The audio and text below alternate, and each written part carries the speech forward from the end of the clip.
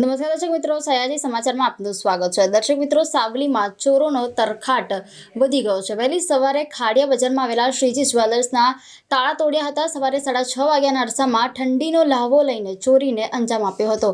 મનોજભાઈ સોનીના સોના ચાંદીની દુકાનમાં આશરે 8 થી 10 કિલો ચાંદીની ચોરી થઈ હોવાનું સામે આવ્યું છે। સીસીટીવી કેમેરા ઉપર સ્પ્રે છાંટીને કાળા બુકાની ધારી ચોરો દ્વારા ચોરીને અંજામ આપવામાં આવ્યો। આશરે 1.5 કલાક સુધી ચોરો અંદર રહ્યા હોવાનું અનુમાન છે। દુકાન માલિક મનોજભાઈ સોની વડોદરા રહેતા હોવાથી ટેલિફોનિક જાણ કરવામાં આવી હતી। સાવલી પોલીસ ઘટના સ્થળે પહોંચીને બનાવ સંદર્ભે ચોરીનો ગુનો નોંધી અજાણ્યા ચોરો સામે ગુનો નોંધ્યો હતો। સાવલી પોલીસ દ્વારા લગાવવામાં આવેલા સીસીટીવી કેમેરા બંધ હાલતમાં જોવા મળતા શોભાના ગાંઠિયા સમાન સાબિત થયા છે।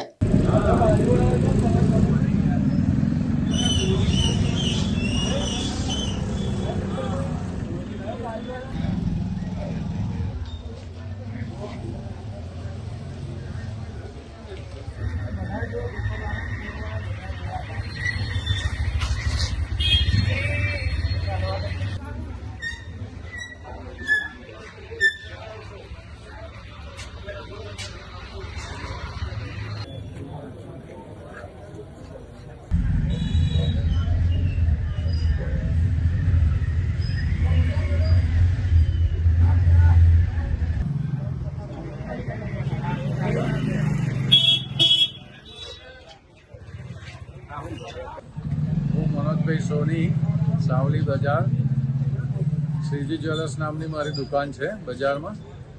સવારે 5 થી 6ના અરસામાં દુકાનના તાળા તોડ્યા છે અને એની અંદર ચાંદીનો માલ લગભગ 10 કિલો માલ ચાંદીનો ચોર લૂંટી ગયા છે।